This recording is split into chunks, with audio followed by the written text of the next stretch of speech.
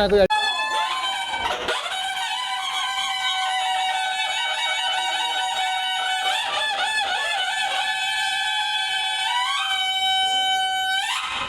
Thank you.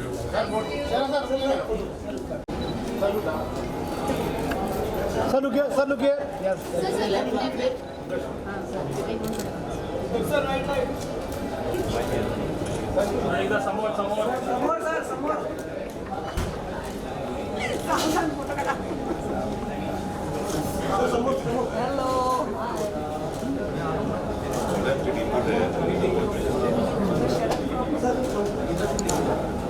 Thank you guys.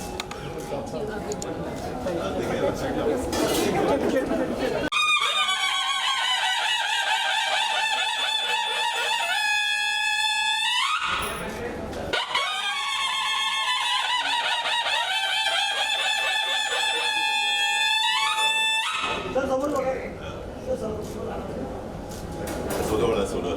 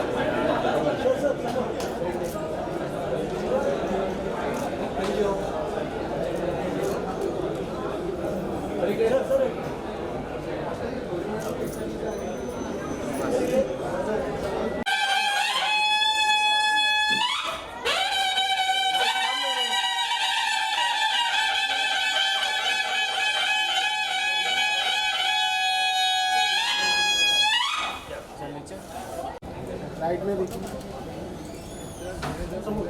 Ma'am, right में देखिए।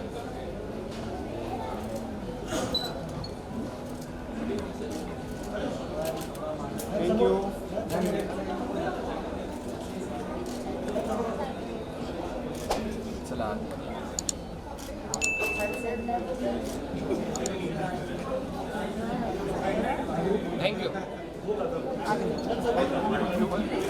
चला thank you. Thank you. Thank you.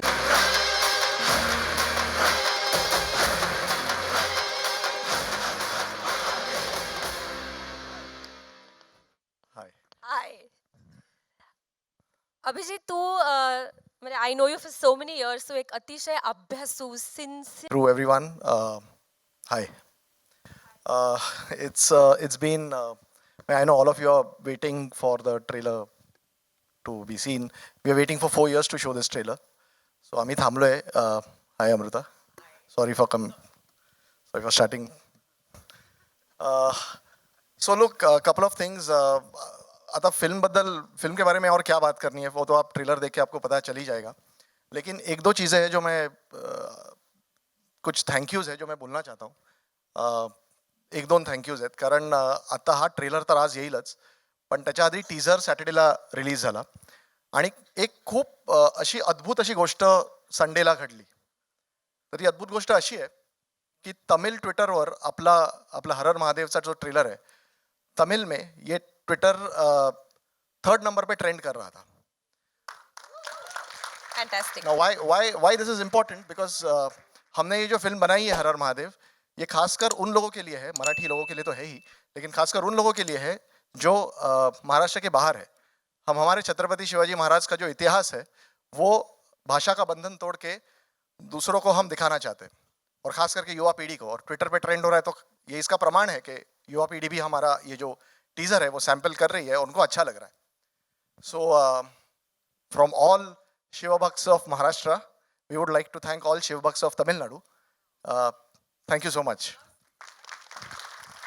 नहीं मनवा, एक तो अभी Yes, क्या है ना, yes. हम मराठे हैं ना, तो अगर हम वहाँ जा रहे हैं तो हमारा स्वागत इस तरह से हुआ है, तो हम स्वागत के बदले मराठे हैं तो सौगात भी तो देंगे. तो तो एक छोटी सी सौगात है हम मराठों की तरफ से कि ये जो तमिल वर्जन होगा इस फिल्म का, और आज का तमिल ट्रेलर और ये Tamil version of this film Har Har Mahadev, we want to dedicate to that one man जिसके माँ बाप ने उनका नाम छत्रपति शिवाजी महाराज के ऊपर से रखा है. वो हमारे मराठी मानुस है, और वो है शिवाजी गायकवाड़, हमारे अपने Rajinikanth sir. So Rajinikanth sir, this film is as much yours as it is ours. और एक बात हुई थी कि तेलुगु में नंबर 1 पे ट्रेंड हुआ ये teaser. So that is again a great thing. क्या बात है. Number 1 in Telugu. सो वही इक्वेशन तो वही हो जाता है स्वागत और सौगात का. तो I would like to dedicate the Telugu version of the film and the teaser to my favourite director in the whole world, और जिनका आज बर्थडे है. So S Rajamouli sir, this is for you. झालं माझं. मी ऐकतच राहिले. फॅन्टॅस्टिक. अभिजित, काहीतरी सिनेमाबद्दल पण तू बोलावंस, 1-2 लाईन्स. नाही ते आपण पर्सनल इंटरव्ह्यूज करू तेव्हा बोलू, बट कपल ऑफ थिंग्स की the whole point of making this cinema is to make ये जो हमारा इतिहास है, इतना इतना रिच इतिहास है, इसको युवा पीढ़ी तक पहुंचाने का सिनेमा ही सिर्फ एक जरिया है. And that is what we are being true to. और ऐसा होता है ना कि जब भाषा का बंधन तोड़ के जैसे हम किसी और के घर पे जब जाते हैं, हमारे घर पे जब हम रहते तो ऐसे ही कभी पैजामा हाफ पैंट कभी ऐसे ही रहते हैं, लेकिन जब हमको दूसरों के घर में जाना पड़ता है तो हम सूट बूट लगा भी कभी कभी ऐसे करके जाना पड़ता है. तो जब हम अभी तमिल में जा रहे हैं, तेलुगु में जा रहे हैं, हिंदी में जा रहे हैं, कन्नड़ा में जा रहे हैं, तो ये हमारी जिम्मेदारी थी कि हम टेक्निकली ब्रिलियंट हो और स्केल वाइज बड़े हो और क्रिएटिवली जितने उम्दा है उससे भी अच्छे हो. तो हमारी पूरी टीम, मेरे पूरा कास्ट एंड क्रू है, ये इनकी बदौलत के we are able to give a product which the Marathi film industry can be proud of. और ये मराठी फिल्म नहीं है, ये मराठी की फिल्म है तमिल, तेलुगु, हिंदी और कन्नडा के लिए. बिलकुल. ज्या क्षणासाठी आपण थांबलोय ते आता आपण करूया. आपण ट्रेलर बघूया, पहिल्यांदी मराठीत मग Yes. हिंदीत. Abhijit, you can step aside with me. खाली जाऊ नकोस. और एक it's huge and you are releasing it in so many languages, so we want to hear about this, backing a big project once again from you. That's what we do. We are Z. We believe in telling stories which are grand, which are rooted in history and nationalism. It's our 30th year of existence as a brand, and really there isn't a better film. Marathi फिल्मों में हम लोग है ना पिछले 10-12 साल से release कर रहे हैं, डिस्ट्रीब्यूट कर रहे हैं, प्रोड्यूस कर रहे हैं.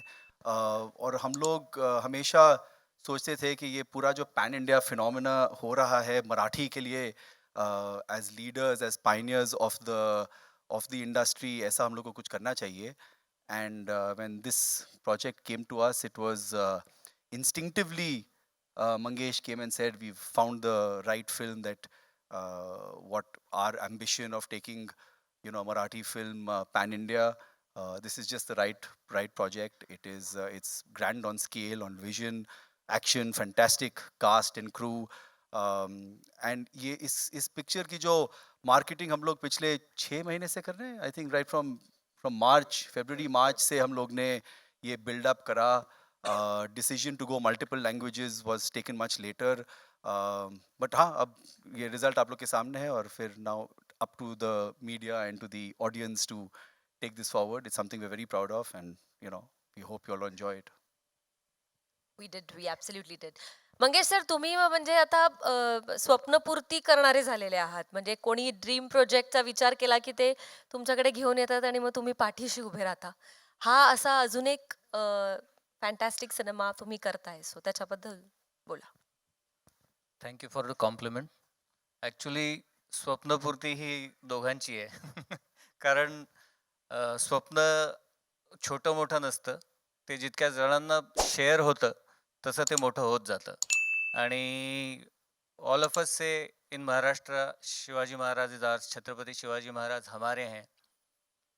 हम चाहते थे कि सारा भारत उनको कहे छत्रपति शिवाजी महाराज अपने हैं.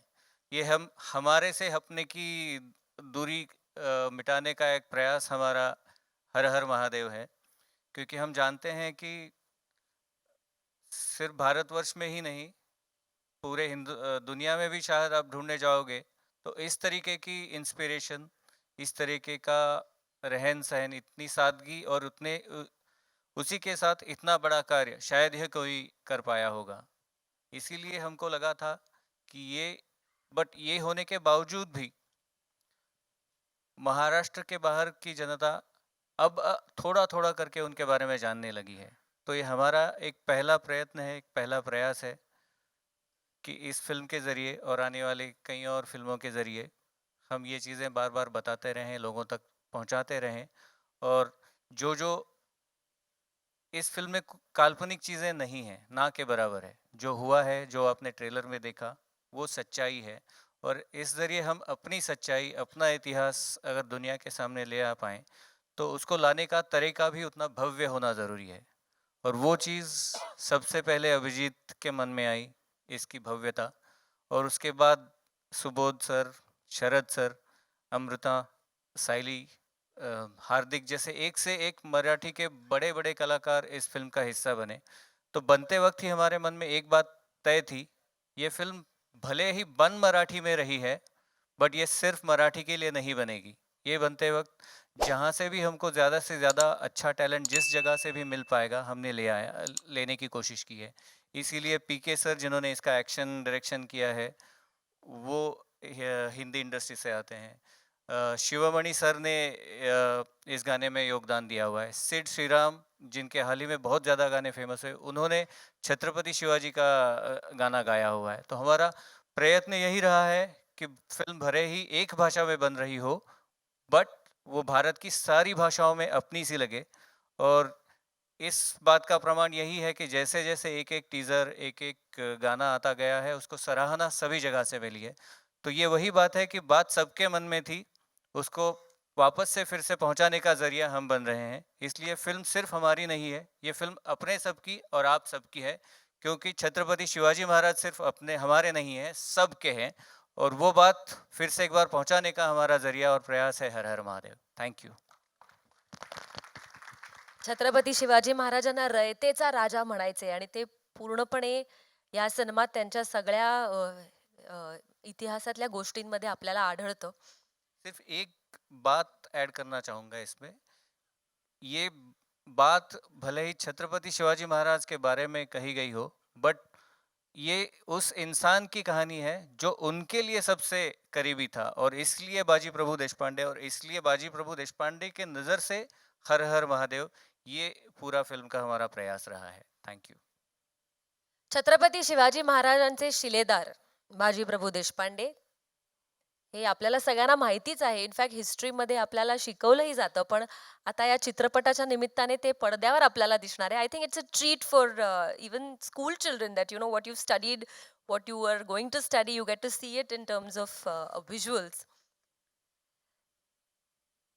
इतिहास निर्माण करायला वेडी लोक लागतात, तसे हा ऐतिहासिक सिनेमा निर्माण करताना पण खूप वेडी लोक एकत्र आली. तर या माझ्या काही अतिशय जवळच्या मित्रांना, वेड्या मंडळींना मी आमंत्रित करते स्टेजवर.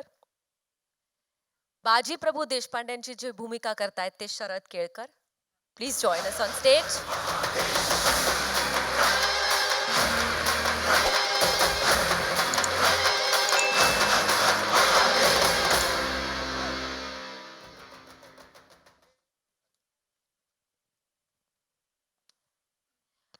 सोनाबाई देशपांडेंच्या भूमिकेत आहे अमृता खानविलकर.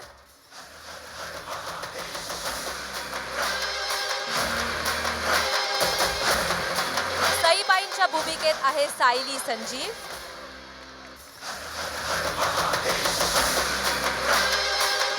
एका खास भूमिकेत आहे हार्दिक जोशी. आणि छत्रपती शिवाजी महाराजांच्या भूमिकेत आहे सुबोध भावे.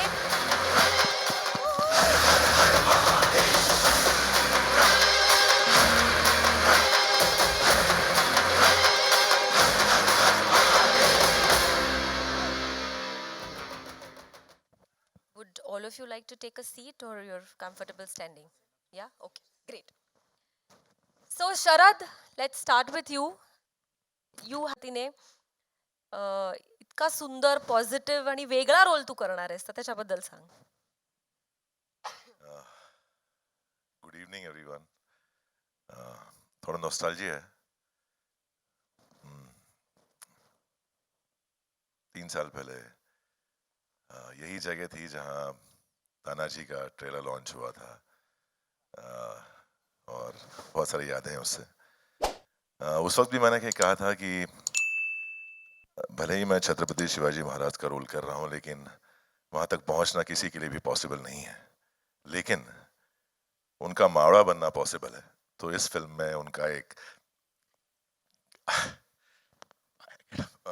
मावड़ा बन के आ रहा हूं. और एटलीस्ट जो लोग महाराज को मानते हैं वो तो मैं समझ सकता हूं इस किरदार के जरिए. सो अपने आप को सौभाग्यशाली मानता हूं कि मुझे बाजी प्रभु देशपांडे जी की भूमिका करने को मिली. उम्मीद करता हूं की आप लोगों को अच्छी लगेगी. आणि काय सांगू, आता महाराज बरोबर आहे. महाराज बोलणार आणि मावळे ऐकणार.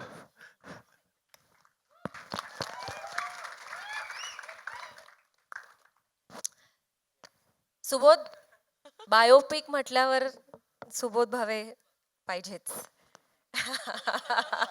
आणि प्रत्येकाची इच्छा असते की एक अशा पद्धतीची ऐतिहासिक भूमिका करता यावी.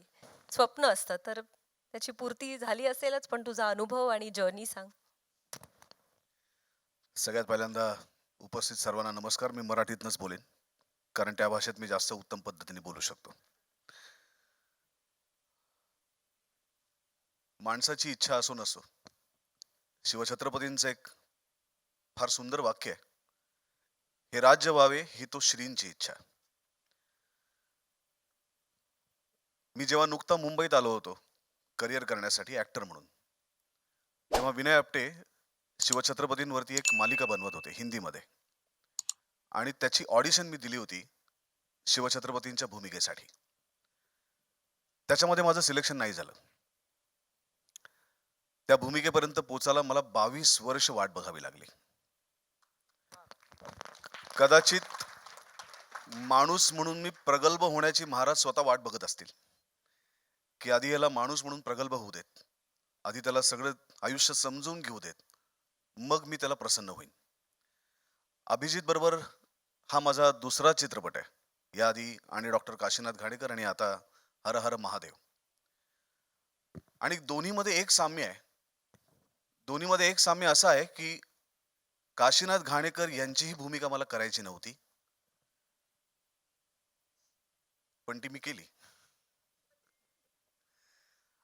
आणि शिवछत्रपतींची भूमिका सुद्धा, हा चित्रपट जेव्हा त्याला शूट करायचा होता तेव्हा माझा नाटकाचा अमेरिकेचा दौरा होता, आणि ही भूमिका मी करावी म्हणून करोना आला, लॉकडाऊन लागला, शूटिंगच्या तारखा पुढे गेल्या आणि शिवछत्रपतींची भूमिका मी मिळाली. त्यामुळे जर त्यांची इच्छा असेल तर काही घडू शकतं आणि आपण ती भूमिका करू शकतो.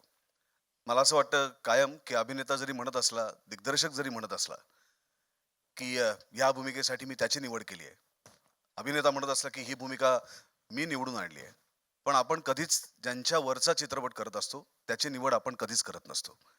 ती निवड प्रत्यक्ष ते लोक करत असतात ज्यांच्या भूमिका आपण करत असतो. त्यामुळे शिवछत्रपतींची भूमिका तानाजीमध्ये साकारल्यानंतर बाजी प्रभूंनी निवड केली शरदची की तू आता माझी भूमिका कर. किंवा शिवछत्रपतींची भूमिका करताना शिवछत्रपतींनी त्यांना आदेश दिला असेल की तुम्ही आता बाजी प्रभूंची भूमिका करा. आणि त्यांनीच मलाही सांगितलं आणि अभिजितकडनं करून घेतलं की तू आता माझी भूमिका कर.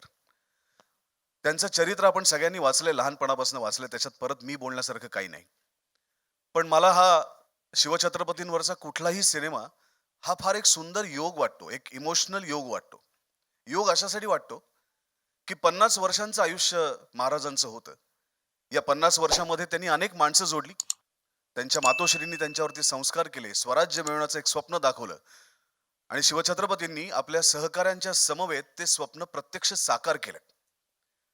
आई जिजाऊ असतील, त्यांच्या पत्नी सईबाई असतील, त्यांचे सर्व सहकारी असतील, बाजीप्रभू असतील, तानाजी मालुसरे असतील, येसाजी कंक असतील, मुरारबाजी देशपांडे असतील, या कितीतरी अगणित लोकांनी महाराजांसाठी ते स्वराज्य उभं करण्यासाठी जे स्वप्न प्रत्यक्ष येईल का नाही हे कोणाला माहितीही नव्हतं, अशा एका स्वप्नासाठी स्वतःचा जीव दिला. पण त्या सगळ्यांचं एकमेकांशी असलेलं जे नातं होतं, एक प्रेम होतं, विश्वास होता, तो किती घट्ट आहे बघा. की ज्या क्षणी त्या सर्व मंडळींना कळलं की आता सिनेमा नावाचं माध्यम पृथ्वी तलावरती आलंय आणि या सिनेमा नावाच्या माध्यमातून आपण एकमेकांना 350 वर्षानंतर पुन्हा एकदा 3 तासाकरता का होईना आपण भेटू शकतो. आज या सिनेमाच्या निमित्तानं का होईना आपण छत्रपती शिवाजी महाराज आणि बाजी प्रभू एकमेकांना भेटू शकतात. 2.5 तास ते एकमेकांबरोबर स्क्रीन शेअर करू शकतात.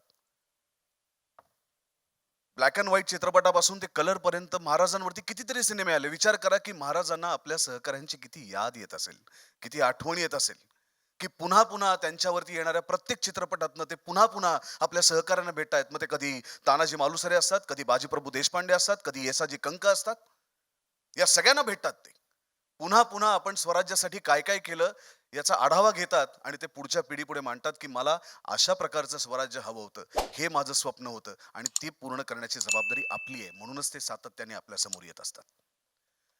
मी आभार मानतो माझ्या निर्मात्यांचे, आभार मानतो माझ्या दिग्दर्शकाचे, लेखकाचे, आभार मानतो माझ्या सर्व टीमचे आणि आभार मानतो या महाराष्ट्राचे की जिथे शिवछत्रपतींनी जन्म घेतल्या त्या पवित्र भूमीमध्ये त्यांनी आम्हाला जन्माला घातलं. म्हणून त्या भूमीचे आभार मानतो की तुझ्यामुळे आम्हाला तुझ्याच एका उत्तुंग शिखरावर पोहोचलेल्या व्यक्तीचं दर्शन घडलं, ज्याला आम्ही जाणता राजा म्हणतो. त्या राजाचं दर्शन आम्हाला झालं. धन्यवाद. Thank you Subodh. अमृता, तुम्हारे ये इस साल में बहुत सारी फिल्म्स आई है, लेकिन ये किरदार कुछ अलग है. Absolutely simple, beautiful and a different role. तो उसके बारे में प्लीज बताइए. नमस्कार. कन्फ्युजन झालंय इथे. लेफ्टला सुबोध मराठीत बोलला, राईटला हा हिंदीत बोलला, मधल्यामध्ये नाही नाही ते यायची ते ते संस्कार व्हायचे आहेत अजून, मला असं वाटतं. पण नमस्कार, नमस्ते आप सभी को यहाँ पर. अ, सबसे पहले तो इस मंच पर खड़े रहना मेरे लिए सच में I think I feel very very lucky.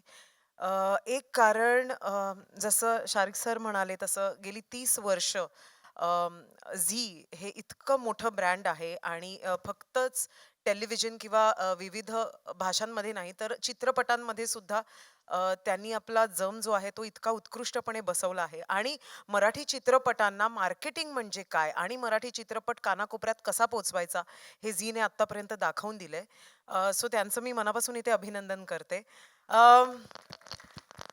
Phadtare sir, ज्यांच्याबरोबर मी कट्यार काळजात घुसलीपासून काम करत आहे आणि त्यानंतर त्यांच्या प्रत्येक सिनेमात का होईना एखादा चित्रपट, आय थिंक पुष्पक विमान सोडल्यास ना, अच्छा मला विमान म्हणून नको, सध्या मी चंद्रास ठीक आहे. तर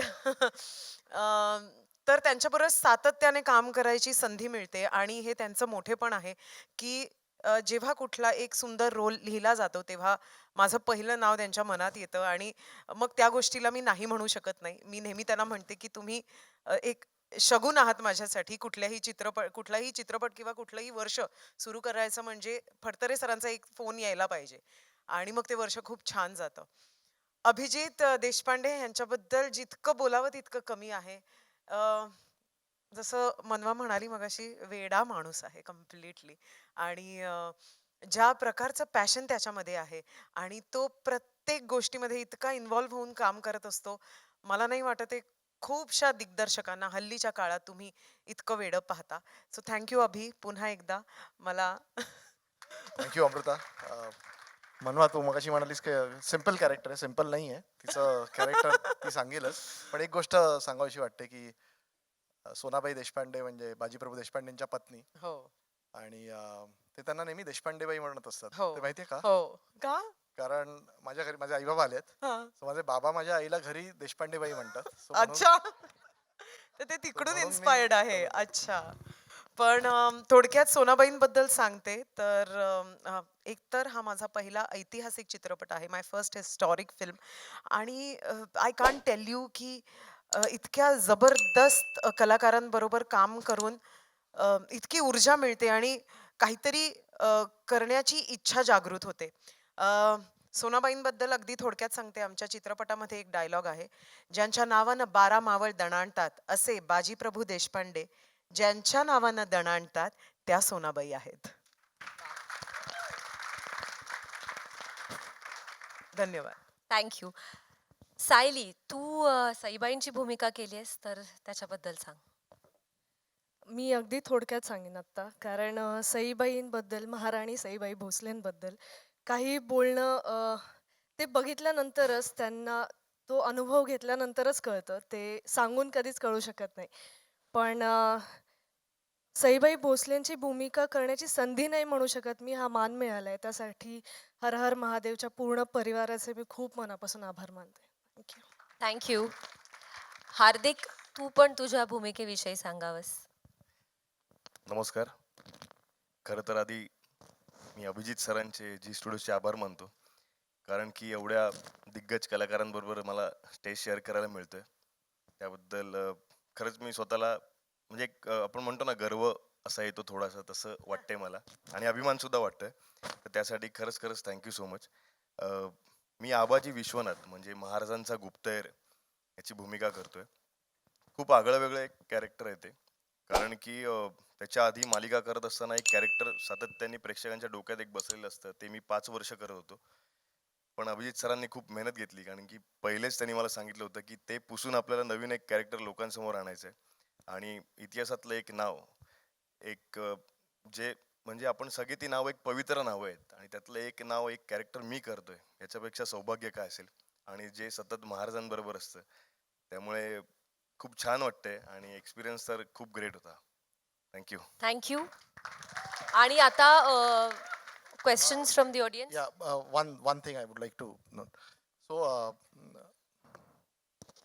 सिनेमा जो आहे तो आपण बाजीप्रभू देशपांडे आणि छत्रपती शिवाजी महाराजांच्या नात्यावरचा हा सिनेमा आहे. बाजीप्रभू देशपांडेंची पर्सनल स्टोरी आहे. पण ही जी गोष्ट मी मांडलेली आहे सिनेमामध्ये, ती एका नरेटरच्या थ्रू मांडलेली आहे, की म्हणजे ही जी गोष्ट सांगणार आहे ते सह्याद्री आपली गोष्ट सांगणार. सह्याद्री ये कहानी बताने वाला है. सह्याद्री मतलब 350 साल से क्या अत्याचार हो रहे थे, और फिर कैसे ये अन्याय का काला, जो भी एक काली रात थी, उसे चीरने वाली छत्रपति शिवाजी महाराज की जो तलवार थी, तो उसके बारे में ये कहानी है. तो ये कहानी जो बताने वाले आहे, जी गोष्ट सांगणार आहे ते आहे सह्याद्री. आणि सह्याद्रीचा आवाज कोणाचा असला पाहिजे, सूत्रधार. Sahyadri is going to be the सूत्रधार. सो हे सूत्रधार कोण असलं पाहिजे. सो ह्याचं जेव्हा डिस्कशन झालं, तेव्हा मला असं वाटलं की सह्याद्रीचा आवाज असाच असला पाहिजे, जो सह्याद्री इतकाच कणखर, इतकाच शुद्ध, इतकाच स्वच्छ आणि तितकाच बुलंद असला पाहिजे. आणि अवघ्या महाराष्ट्रात फक्त एकच नाव आहे ज्या सगळ्या कॅटेगरीजमध्ये खरं उतरतं, आणि ते आहेत आपल्या सगळ्यांचे लाडके, कलाप्रेमी, कडवे शिवभक्त राजसाहेब ठाकरे.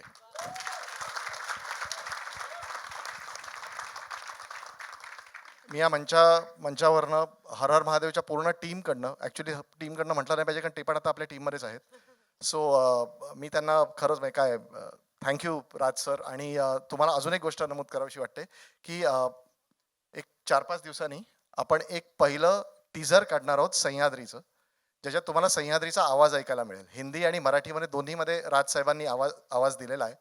आणि त्यांनी खरंच खूप मेहनत घेतली, की म्हणजे नुसतं मी आहे म्हणून मी येऊन काही बोलीन आणि तुम्ही ते घ्याल, खरं तर काही घेतलं असतं आम्ही, पण त्यांनी तसं नाही केलं. शेवटी एक कलाकार आहेत ते, आणि त्यांनी खरंच म्हणजे वेळात वेळ काढून त्याचं रेकॉर्डिंग केलं, डबिंग केलं. फक्त एकच की सकाळी 7 वाजता बोलवायचे ते. सो पण ठीक आहे. पण त्यांनी खूप खूप आय एम सो इगर की तुम्हाला ते टीझर दाखवा. So thank you Raj sir. Thank you very much. 2 मिनिटं घेईन because yes yes. In fact Sorry, आम्हाला guys. तुमचं सगळ्यांचंच नाही, ऐकायचं. So I step down no no and मी यू ऑल कॅन 2 मिनिटं कंटिन्यू. मग आपण प्रश्नोत्तर ओके, चालू ओके, करू. तर definitely. मी खूप इमोशनली असं झालेलं आहे की मला कळत नाही काय बोलावं. स्टील सुरुवातीपासून I want to thank Abhijit for considering me. Phadtare sir, तुम्ही इतका ट्रस्ट दाखवला आमच्यावरती. Zee Studios, Mangesh sir, thank you so much. Sharik sir, thank you so much. And इतका सपोर्ट तुम्ही या फिल्मला देताय. पहिला सिनेमा आहे, आमच्या सगळ्यांसाठी खूप महत्त्वाचा आहे. आणि खरं सांगू म्हणजे मला आता 18 वर्ष झाली काम, 20 वर्ष मुंबईला झाली, 18 वर्ष काम करताना झाली. ह्याच्याहून जास्त इम्पॉर्टंट फिल्म माझ्या करिअर माझ्या आयुष्याची कोणची नाही आहे. Sir I need your blessings, we need your blessings. Sir please how much you can support us, please support us. Thank you. Thank you. And now will take questions from the media. कोणाला विचारायचं आहे मला बसाय या please you can seat. आणि Phadtare sir actually तुम्ही वर स्टेजवर बसायला पाहिजे होतं. ब्रीफली मैं आपको बताऊंगा। इसकी शुरुआत, इसकी नींव जो रखी गई थी वो 2013 में थी, क्योंकि हम सभी छत्रपति शिवाजी महाराज के भक्त हैं, फैंस हैं, हम उनके सिखाए हुए बातों को बचपन से देखते हैं। तो मुझे एक ऐसा सिनेमा उनके उनके एक one incident in his life एक ऐसा बनाना था जो आज तक किसी ने देखा नहीं है। और ये मैंने सिलेक्ट किया बाजी प्रभु देशपांडे जी का कैरेक्टर, किरदार, क्योंकि मुझे उससे एक बड़ी बात कहने का मौका मिल रहा था। जैसे हम देखते हैं कि जब दूसरे राजाओं के लिए जब लोग लड़ते तो वो लड़ते, लेकिन जब हमारे छत्रपति के लिए जब कोई लड़ता था तो वो मरता था। वो मरने को क्यों तैयार होता था? वो सिर्फ अकेला नहीं मरता था, वो एक बेटे के तौर पे मरता था, एक बाप के तौर पे मरता था, एक भाई बन के मरता था, एक दोस्त बन के मरता था। तो जब एक मावड़ा कुर्बान होता तो ये 4-4 मौतें उसको मंजूर होती थी। और वो क्यों होती थी? क्योंकि मेरे छत्रपति शिवाजी महाराज ने एक सपना दिखाया था जिसका नाम था स्वराज्य। और इसीलिए मुझे ऐसा लगा कि ये कहानी किसी ने बताई नहीं है। हम हमेशा उनके पराक्रम की बात करते हैं, लेकिन उनका जो ड्रीम था, उनका स्वराज्य का विश्लेषण क्या है, वो दिखाने का मौका मुझे इससे मिला। और बाजी प्रभु देशपांडे ये जो स्टोरी है, जैसे अभी आपने टीजर में देखा होगा कि पहले बाजी प्रभु देशपांडे को ये जो मावड़ में जो एक आंधी आ रही थी शिवाजी महाराज नाम की, उन्हें मंजूर नहीं थी। फिर ऐसा क्या हुआ कि जिसका उन्होंने पहले थोड़ा बहुत विरोध किया, उसी सपने के लिए, उसी इंसान के लिए उन्होंने अपने प्राण दे दिए। तो ये ग्राफ क्या था, ये क्या किमाया थी, ये क्या ऊर्जा थी मेरे छत्रपति की, जिसके लिए ये बाजी प्रभु देशपांडे जैसा बुलंद मावड़ा कुर्बान होने को तैयार हो गया। तो ये दिखाने का मौका मुझे इस स्टोरी से मिल रहा था। बिकॉज हमेशा मुझे लगता था कि यार लोग 100 लोग मर रहे हैं, 200 लोग मर रहे हैं, लेकिन हर एक वो इंसान है, एक एक आदमी की जान है, उसकी फैमिली को पीछे छोड़ के जा रहा है। तो ये एक human side of the Maratha history और एनी हिस्ट्री, ये अब तक हमने कहीं सिनेमा में देखी नहीं है। तो मुझे लगा कि as a writer I can sort of give you something different of something that you think you know. Hello Abhijeet. हाँ जी सर. छत्रपति शिवाजी महाराज, सेम जगह, सेम ऑडिटोरियम.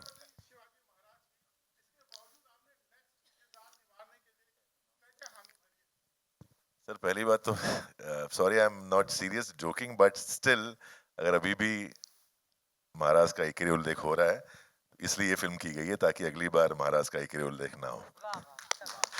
सेकेंडली आपका जवाब देता हूँ कि देखिए एज कलाकार के तौर पर आप लोगों ने बहुत प्यार दिया जब मैंने छत्रपति शिवाजी महाराज की भूमिका की.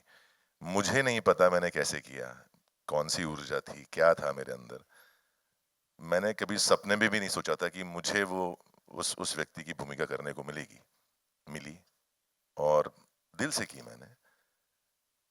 आप लोगों ने बहुत प्यार दिया, लेकिन जैसे मैंने पहले कहा कि महाराज को समझना, उनको फील करना बहुत मुश्किल है, बिकॉज वो व्यक्ति इतनी बड़ी है ना, मतलब कि उनके अगर चरणों तक भी पहुंच जाए हम समझने के लिए तो बहुत बहुत बड़ी की चीज हो जाएगी.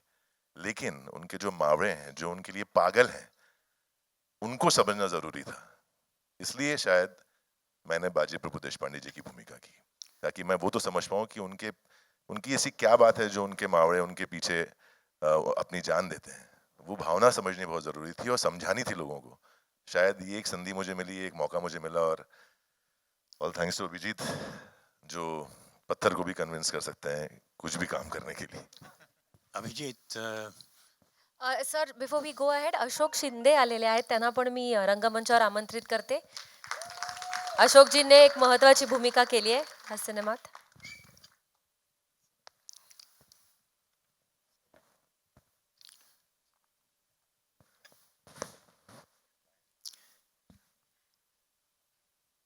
Abhijit, Siraj Syed, if the name rings a bell.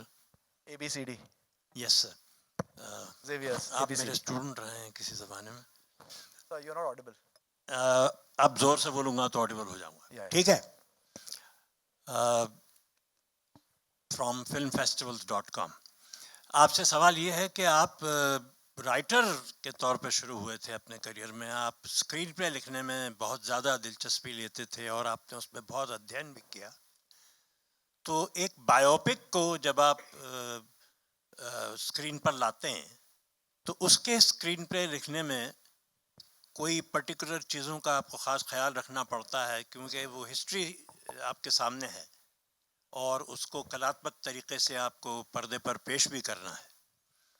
तो वो आपका सफ़र हर हर महादेव में कैसा रहा, थोड़ा सा उसके बारे में बताइए। वेरी क्विकली, बिकॉज थोड़ा टेक्निकल है, so I will keep it very brief. देखिए क्या होता है ना कि जब हम कोई स्क्रीन प्ले लिखने जाते हैं तो हमको कुछ एक इंस्पिरेशन होती है, तो इसमें मेरे छत्रपति मेरे इंस्पिरेशन थे। और भी जैसे मैंने आपको बोला कि कैसे एक different side of my Chhatrapati, my history I wanted to show, इस तरह से शुरुआत हुई। लेकिन जब हम छत्रपति महाराज शिवाजी महाराज पे सिनेमा करते हैं तो वो सिर्फ एक सिनेमा नहीं होता है, वो एक तपस्या होती है। और मैंने 2013 में ये फिल्म लिखी, फिर चेंजेस करता आया और आज 2022 में हम 9 साल से ये फिल्म पे लगा हूँ, क्योंकि fantastic. Because it is not just a craft, या ये सिर्फ एक जॉब नहीं है, बट ये एक रिस्पॉन्सिबिलिटी है, क्योंकि हमने फिल्म बनाई है आगे वाली जनरेशन के लिए, younger generation end Marathi end non Marathi people. तो ये हम पे एक रिस्पॉन्सिबिलिटी के उन तक सच्चा इतिहास पहुंचे, क्योंकि आज क्या है ना, आज अगर आप देखोगे सिनेमा देखोगे फिल्म में, इतिहास का अपभ्रंश या इतिहास को ड्रामेटिकली ट्विस्ट करने वाले आपको बहुत मिलेंगे। क्योंकि उनको शायद, and I don't want to जज एनीवन, बिकॉज हर एक फिल्म मेकर को मुझे मेरी बहुत रिस्पेक्ट है, I am still a one film old director, so I keep learning from them. लेकिन मुझे एज एन ऑडियंस वो नहीं जजता, क्योंकि मुझे लगता है कि अगर आप किसी भी इंसान को इन डेप्थ स्टडी करो, 6-7 साल स्टडी करो, किसी भी हिस्ट्री को स्टडी करो, आपको लिबर्टीज लेने की ज़रूरत नहीं होगी। हर इंसान में उतना ड्रामा है, उतना कॉन्फ्लिक्ट है, सिर्फ आपको ज़रूरी है इन्वेंट करने की ज़रूरत नहीं है, डिस्कवर करने की ज़रूरत है। आपने कहा कि एस राजा मौली आपके इंस्पिरेशन रहे हैं। प्लीज़ राजा मौली जी के बारे में मत बोलो, मैं 3 घंटा बात करूंगा। नहीं, उनके बारे में नहीं बोल रहा। मैं ये कहना चाह रहा था कि लिखने में, स्क्रीन प्ले राइटिंग में आपके कौन इंस्पिरेशन रहे? 2 इंस्पिरेशन है मेरे, राजा मौली सर खुद, because the way he crafts his sequences, so उनसे मैं क्या सीखता हूँ, सीक्वेंस डिज़ाइन, सीक्वेंसेस किस तरह से डिज़ाइन किए जाते हैं end how do you scale up things. So वो मैं उनसे सीख रहा हूँ, कभी कॉपी तो करूँगा नहीं, बट उनसे ही मैं सीख रहा हूँ। बिकॉज जब थोड़ा बहुत कभी लगने लगता है ना कि यार डायरेक्शन आ रही है, तो वो RRR देखता है, बाहुबली देखता है, एंड दैट मैन इज मैड, that man is leaps ahead of us. तो अच्छा है, क्योंकि यंगर फिल्म मेकर्स को हमको उनसे ऊर्जा मिलती है, और जब भी थोड़ी बहुत चर्बी चढ़ने लगे ना हमको, या फिर गुरूर आने लगे ना कि यार साल तेरे को आ रहा है कुछ, तो वो फिर वो देख लेते हैं और फिर लगता है कि नहीं आपको और बहुत सी ये आगे जाना है। तो उनसे मैं सीक्वेंस डिज़ाइन सीखता हूँ। और प्रकाश कपाड़िया जी है, उनसे मैं स्क्रीन प्ले राइटिंग से काफ़ी इंस्पिरेशन लेता हूँ। कटियार कालजात घुसली स्क्रिप्ट उन्होंने लिखी थी, तानाजी द अनसंग वॉरियर की स्क्रिप्ट उन्होंने लिखी है, Ramlila and so many great great great great films. So I learn from them. Of course मेरे गुरु जो है जिनसे मैंने स्क्रिप्ट राइटिंग सीखी, अंजुम राजाबली सर। जी, बहुत बहुत शुक्रिया। नमस्कार, इकडे कल्पेश राज कुबल, महाराष्ट्र टाइम्स। अभिजित हाय हाय हाय कल्पेश। सर्वप्रथम सर्व टीमचं अभिनंदन आणि थँक्यू. ही मराठी सिनेमा मल्टी लँग्वेज बहुभाषिक होतोय, पॅन इंडिया तो रिलीज होणार आहे. जसं अभिजित मगाशी तू उल्लेख केलास की टीजर जेव्हा रिलीज झाला तेव्हा तमिळ आणि तेलुगू भाषेतला ट्रेलर अधिक ट्रेंडिंग राहिला ट्विटरवर. या उपरोक्त मराठी प्रेक्षक कुठे कमी पडतोय का?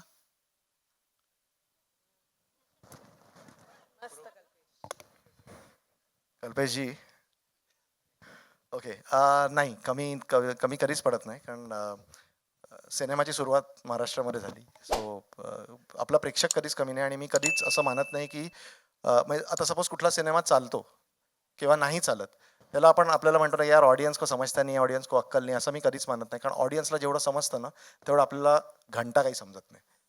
जेव्हा तुम्ही याच सिनेमा हॉलमध्ये जेव्हा तुम्ही सगळे लाईट्स बंद करून जेव्हा सिनेमा बघता ना, तर तुमचा IQ असतो ना हा 40% वाढलेला असतो त्याच माणसाचा. सो ऑडियन्सला कधीच आपण डावरून चालायचं नाही. आणि आय एम हॅपी की तमिळ तेलुगूमध्ये जो रिस्पॉन्स मिळाला आहे तो महाराष्ट्रामध्ये पण आम्हाला चांगलाच रिस्पॉन्स मिळणार आहे. आणि बरं आहे की थोडासा लेट मिळतो, कारण आम्ही अजून प्रयत्न करतोय सो दॅट अजून त्यांच्या कसोटीवर खरं उतरण्याचं. So I am waiting. Thank you so much. Hello hello hello Subodh sir, प्रश्न तुम्हाला आहे. सर, तुम्ही already best of the best biopics केलेले आहेत, ते खूप छानपैकी तुम्ही पार पाडले आहेत. आज तुम्हाला छत्रपती शिवाजी महाराजांचा जो रोल मिळाला आणि तुम्ही बोलले ते आफ्टर 22 इयर्स तर तुम्हाला हा रोल मिळाला, त्याबद्दल तुम्ही जरा what was your feelings and कसं वाटलं तुम्हाला हे रोल करताना? सगळ्यात पहिल्यांदा हा सिनेमा लोकांना आवडणार आहे याची मला खात्री आहे आणि त्याचं संपूर्ण श्रेय अभिजितचं आहे. तो ज्या पद्धतीने आपलाच इतिहास, आपण लहानपणी आजी आजोबांच्या गोष्टी ऐकत मोठे झालोत सगळेच जण, ज्यांना घरी असतील किंवा आई वडिलांकडनं गोष्टी ऐकल्यात. आपल्याला गोष्टी ऐकायला खूप आवडतात. आपले कदाचित घरचे आपल्याला एकच गोष्ट रोज सांगत असतील, पण ते रोज सांगताना त्यात काहीतरी एक ऍड करतात गोष्ट आणि तीच आपल्याला पुन्हा सांगतात आणि आपल्याला पुन्हा ती गोष्ट ऐकायला आवडते.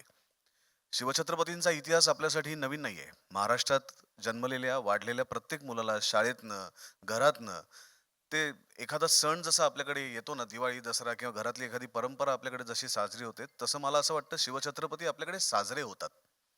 तो फक्त त्यांच्या शिवजयंतीला किंवा राज्याभिषेक दिनाला जयघोष करणे इतपत मर्यादित नाहीये, तर ते आपल्या प्रत्येकाच्या DNA मध्ये आहेत.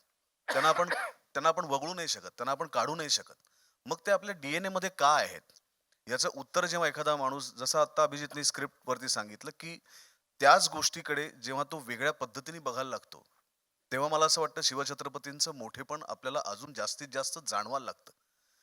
ही भूमिका करताना अर्थात अभिजितमुळे ही भूमिका मी केली हा भाग जरी असला, तरी काही काही भूमिका करताना त्या त्या व्यक्तिरेखा इतक्या मोठ्या असतात. म्हणजे 1680 साली त्यांचं निधन झालं, त्याच्यानंतर इतकी वर्ष झाली, 400, 450, 450 वर्ष झाली.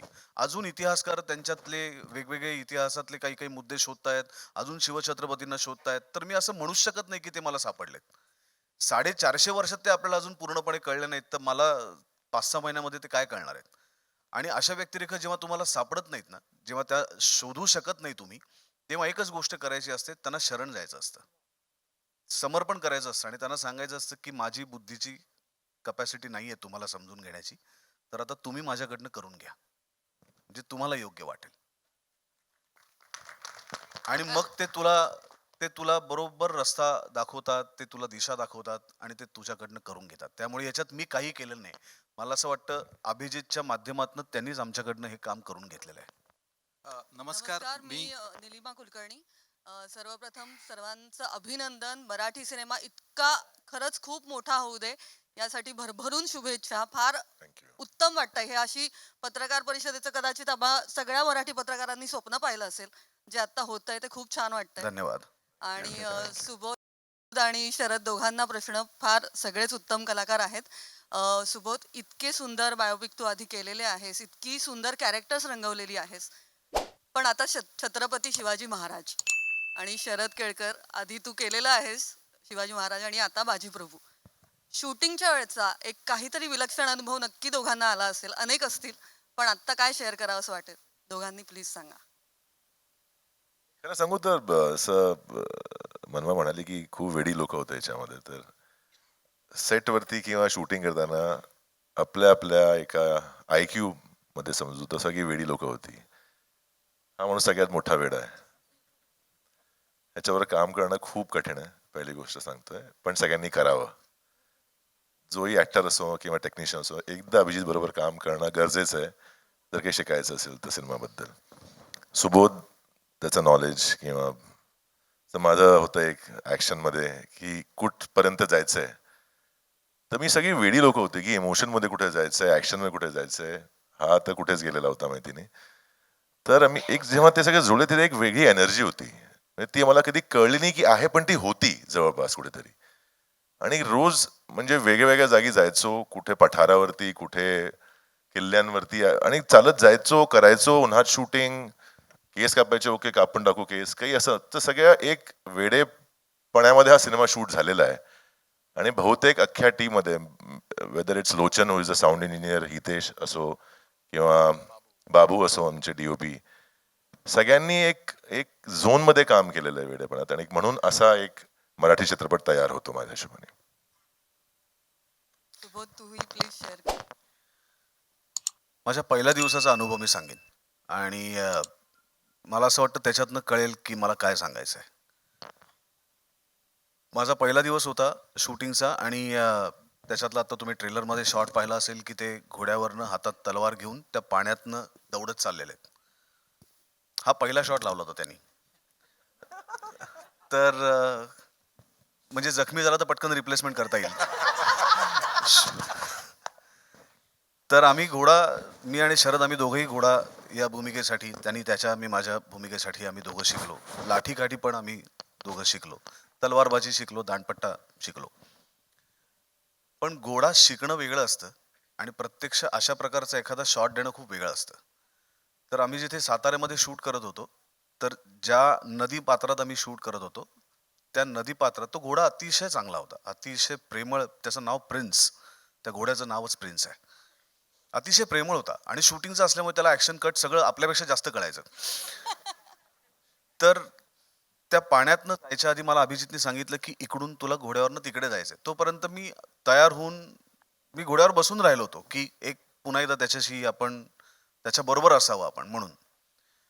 पण जेव्हा त्याने मला सांगितलं, त्याच्या जस्ट आधी त्या घोड्याला पायामध्ये जखम झाली होती आणि त्याला, बरं अभिजितने एकदा ठरवलं की त्याला जखम वगैरे असं काही, त्याच्या डोक्यात असं काही नसतं की अशी जखम वगैरे असते, त्यामुळे एकदा ठरलं की ठरलं. तर तो घोडा पळताना पाण्याची पातळी जरी कमी झाली असली तरी ते पाणी जे होतं ते फक्त चिखल किंवा असं गाळ असलेलं नव्हतं, तर त्याच्यात छोटे छोटे गोटे होते आणि त्या पूर्ण पाण्यातनं मला ते पात्र क्रॉस करून समोर जायचं होतं आणि एवढा शॉट होता आणि मला भयंकर भीती वाटत होती, भयंकर भीती वाटत होती. मी अस्वस्थ झालो होतो की समजा त्याचा बॅलन्स गेला आणि मी पडलो तर काय होईल. म्हणजे हा चित्रपट तर काही कारणांनी लांबेलच, कारण मला काहीतरी लागेल वगैरे वगैरे वगैरे. पण आपण ऍक्टर आहोत ना, आपलं शरीर हेच आपलं शस्त्र आहे आणि त्याच्यावरती आपल्याला कुठे डोळ्याला लागलं, कुठे काय झालं, तर असा एक अत्यंत भीतीपूर्ण एक विचार मनात चालू होता. आणि हे चालू असताना सायमल्टेनियसली माझ्या डोक्यात हेही चालू होतं, जे माझ्या डोक्यात कायम चालू असतं, की आपल्याकडे आत्ताच्या काळामध्ये मनाचे आजार खूप वाढलेत. लोकांना डिप्रेशन येतं, करोनाच्या काळामध्ये तर ते अजून वाढलेत. लोकांना डिप्रेशन येतं, कधी कधी अँझायटी वाढते, कधी कधी भीती वाटते, एक अनामिक अशी भीती वाटते, काहीतरी आपल्या आजूबाजूला घडणारी अशी एक भीती वाटते. आणि असं जेव्हा जेव्हा होतं ना, आजूबाजूला कोणीतरी मला सांगतं, तेव्हा तेव्हा मी कायम त्यांना सांगतो की तुम्ही शिवछत्रपतींचं चरित्र वाचा. 50 वर्षात ज्यांनी स्वराज्य उभं केलं, ती माणसं जर भिवून बसली असती तर आपल्या जे आजूबाजूला जे दिसत नाहीत अशा शत्रूंपेक्षा प्रत्यक्ष दिसणारे असे अनेक शत्रू त्यांच्या आजूबाजूला होते आणि त्या सगळ्यांवरती मात करून त्यांनी स्वतःचं स्वप्न साकार केलं. तर इतकं मोठं चरित्र जर आपल्या आजूबाजूला आहे तर आपण भीतो का. आणि ही गोष्ट माझ्या मनात आली आणि मी जे मगाशी तुम्हाला उत्तर दिलं की आपण त्यांना शरण जायचं असतं, तसा पहिला शॉट होता. मी आभाळाकडे बघितलं, मी डोळे बंद केले, त्यांचा चेहरा मी डोळ्यासमोर आणला आणि जोर जोरात मी हर हर महादेव, जय भवानी, जय शिवाजी असं ओरडलो आणि घोड्याला लगाम दिली आणि तो पहिला शॉट ओके झाला. नमस्कार, मी मंदार जोशी, तारांगण. मंगेशजींसाठी माझा हा प्रश्न आहे. मला कल्पना आहे की मराठीत हा खूपच भव्य दिव्य पद्धतीने रिलीज होईल मोठ्या संख्येने, पण मला उत्सुकता आहे की तेलुगू, तमिळमध्ये तुम्ही काय स्ट्रॅटेजी आहे आणि विशेषतः फॉरेनमध्ये ह्या ज्या साऊथ इंडियन लँग्वेजेस आहे तिथं खूप मोठ्या प्रमाणात सिनेमे रिलीज केले जातात आणि त्याला रिस्पॉन्सही मिळतो.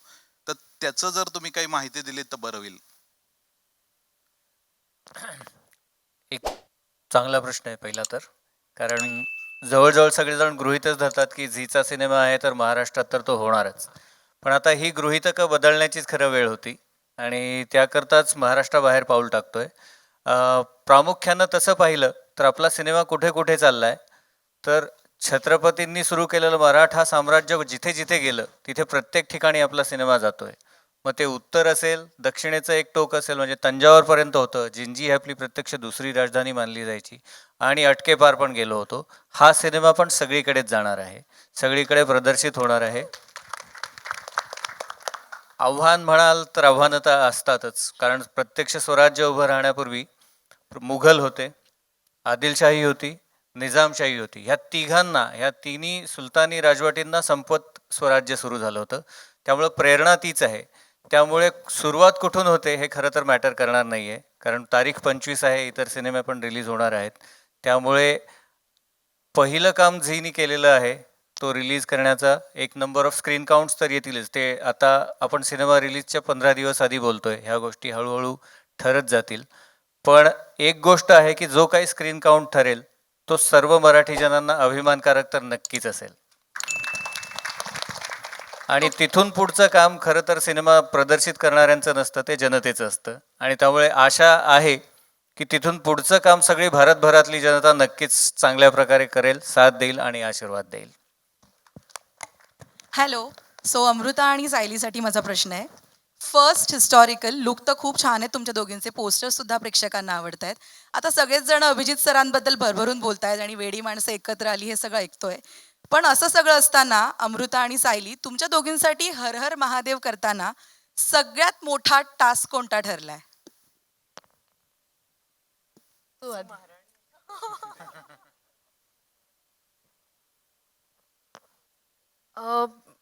मला खरंच माहित नाही काय टास्क होता, कारण सुबोध सर, मी आणि अभिजित सर आम्ही बोलत बसलो होतो आणि त्यांनी त्या गोष्टी रूपात मला महाराणी सईबाईंची भूमिका समजावली. कुठेही वाचून मी ते केलेलं नाहीये, ते त्यांच्याकडनं गोष्टी ऐकून मी ती साकारली आहे. त्यामुळे ती कितपत साकारली जाते आणि जसं मगाशी शरद सर म्हणाले की त्यांना समजून घेणं खूप अवघड आहे, तर ते साकारणं त्याहून जास्त अवघड होतं. तर तोच माझ्यासाठी टास्क होता. मला असं वाटतं सगळ्यात अवघड होतं ते म्हणजे बॅलन्स करणं. कारण सोनाबाई ज्या आहेत त्या जरी बाजीप्रभूंच्या अर्धांगिनी असल्या तरी सुद्धा ना त्या काळी त्या एक अत्यंत कराऱ्या अशा स्त्री होत्या आणि मावळच्या स्त्रियांचा मान सन्मान आणि तिथे घडणाऱ्या गोष्टी त्यांच्या कानावर यायच्या आणि त्या काळी स्त्रियांसाठी फार वाईट परिस्थिती होती. ती ती समजून घेणं आणि त्या काळी आपल्या नवऱ्याचे व्यवस्थितपणे कान टोचणं हे कसं सोनाबाईंना आय थिंक जमलं हे अभिजितनी फार उत्कृष्ट पद्धतीने ती जी थिन लाईन असते ना ती मेंटेन केली की कुठेही ती कसं म्हणजे कसं सांगू ना की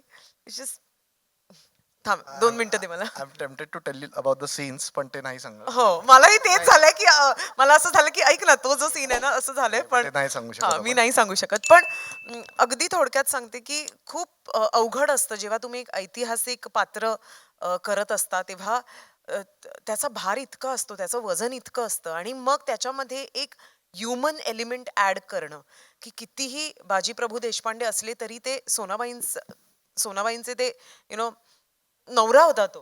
हां. आणि तरी सुद्धा पावला पावलाला त्यांना प्रत्येक गोष्ट सांगणं आणि ती त्यांच्या करून घेणं विथ रिस्पेक्ट. आय थिंक ती जी एक सुंदर तार होती ना ती मला अभिजितनी फार मस्त दिली होती. सो ते आणि तेही शरद करून घेणं. सो आय थिंक ते फार मस्त होतं आणि काही आमच्या सीन्समध्ये ते खूप उत्कृष्टपणे आलं सुद्धा आहे. आता मला खूप नको विचारू, मला सीन्स सांगावेसे वाटतात मग. आय जस्ट ॲड टू दिस की युजली आपण जेव्हा असे वॉर फिल्म्स करतो किंवा हिस्ट्री ना, एक माझं पर्सनल कंप्लेंट जेव्हा लिहायला लागलो तेव्हा असं होतं ना की it's always about swords and spears and blood. What about the women? So त्यांच्याबद्दल आपण कधीच काही बोलत नाही. सो आपली हा जो सिनेमा आहे ह्याच्यात प्रामुख्याने 4 स्त्रियांबद्दल आपण बोललेलो आहोत. ऑफकोर्स सोनाबाई देशपांडे, राणीसाहेब सईबाई भोसले, आऊसाहेब जिजाऊ आणि चौथ्या बडी साहिबा ज्या असतात. सो त्या ज्या बिजापूरला हे करत असतात. प्रत्येकाचे आपले पॉईंट ऑफ व्ह्यूज आहेत आणि प्रत्येकाच्या आपल्या फिलॉसॉफीज आहेत आणि त्याचा परिणाम ह्या इतिहासावर काय होतो आणि किती होतो ते तुम्हाला सिनेमामध्ये प्रामुख्याने बघायला मिळेल. आणि वाय अमृता? बिकॉज एक असा ठीक आहे एक असा सीन आहे ज्याच्यात जसं ती बोलली की बाजीप्रभू देशपांडेंकडनं काहीतरी चुकत असतं आणि तिकडे ते बाहेर असतील बाजीप्रभू देशपांडे, इथे घरी आल्यावर त्यांना so I wanted an actress जी आता शरदचा आवाज वगैरे तुम्हाला He just wanted to match the voice. Match the voice and also the personality की म्हणजे she has to stand her ground. जेव्हा बाजीप्रभू देशपांडे चुकतात पहिल्या 15-1 मिनिटात जेव्हा ते चुकतात ते बरेच चुकतात. सगळं नको सांगू. सो जेव्हा त्यांचं चुकत असतं सो त्यांना आरसा दाखवणारं कोण असतं तर त्या Sonabai Deshpande. So she has to give it back. आणि मी त्याच्या तो सीन ब्रीफ केला तर म्हटलं ना की तू ना आता फुल जा म्हणजे ना बाजीप्रभू देशपांडेंची करायची असतो आता. सो आणि शी वॉज लाईक यार कसं म्हणलं की डायलॉग्स देतो ना मी सांगतो आणि मग सिच्युएशन तिला सांगितली. आणि the thing about Amruta is that ती जेव्हा म्हणजे ती अमृता सी ऑल ॲक्टर्स ना माझ्या ह्या स्टेजवर जे आहेत ना हे का इतके टॅलेंटेड आहेत कारण इतका जेव्हा पत्थर असतो की मी जेव्हा त्यांच्याकडे काही देतो ना कॉम्प्लिकेटेड असतं लिटरली 10-15 सेकंड्समध्ये त्यांना 3 इमोशन्स प्ले करायचे असतात. पण हे लोक जे देतात ना मला मग त्याच्यावर मला असं वाटतं की मग 4 पण करू शकतात. So I become greedy. आणि अमृतानी तो सीन जो परफॉर्म केला आहे ना I mean it's it's something जो जे तुम्ही सिनेमा बघाल 25 तारखेला तुम्ही नक्की ह्या सीनबद्दल प्रामुख्याने लिहाल. So thank you Amruta and thank you Sahil. नमस्कार, चित्राली फ्रॉम लोकमत. माझा प्रश्न हार्दिकला आहे. हार्दिक, जसं तू म्हणालास की 5 वर्ष तू एक भूमिका केली, त्याचं एक वेगळं फॅन फॉलोईंग आहे आणि असं नाही आहे की हा पहिला सिनेमा असेल जो तुला ऑफर झाला आहे. तुझ्या भूमिकेची लांबी किती आहे माहिती नाही, पण महत्त्वाचा नक्कीच तुझा रोल असणार आहे. सो काय असं होतं की हा सिनेमा निवडलास? म्हणजे ती भूमिका काय आहे ती तू सांगितलीस, पण तिची लांबी मोठी नसली तरी असं काय होतं की बाकी सगळे सिनेमांपैकी हा निवडलास? जसं मी मगाशी सांगितलं की 5 वर्ष एक भूमिका मी करत होतो. लोकांच्या डोक्यात एक नाव होतं आणि मुळात एक आगळं वेगळं मला पात्र करायचं होतं. आणि अभिजित सरांचा फोन आला मला की असं असं आपण करतोय तर तू इंटरेस्टेड आहेस का. त्यांना मी आधी सांगितलं की मी मालिका करतोय. ते बोलले तू टेन्शन घेऊ नकोस, हे सगळं मी बघतो. म्हटलं ठीक आहे सर, काही प्रॉब्लेम नाही आहे. तू कुठे आहेस? म्हटलं मी कोल्हापुरात आहे. तर मला असं वाटतंय की काही विचार करण्याआधीच माझ्याकडनं होकार निघून गेला. कारण की जेव्हा त्यांनी मला फक्त एक वन लाईन सांगितली की असं असं आपण करतोय.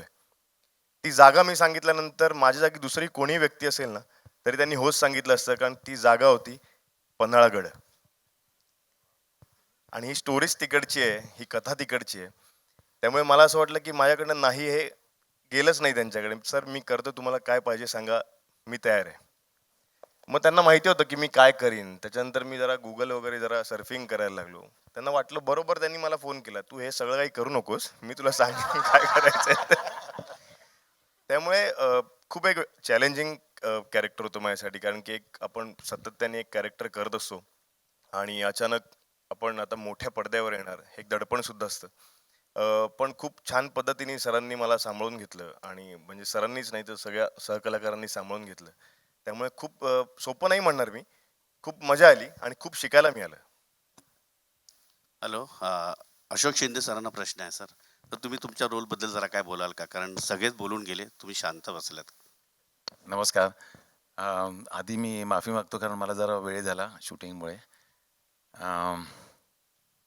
शॉर्टमध्ये मला सांगायचं एवढंच की मी माझ्या करिअरची सुरुवात मेकअप आर्टिस्ट म्हणून केली होती.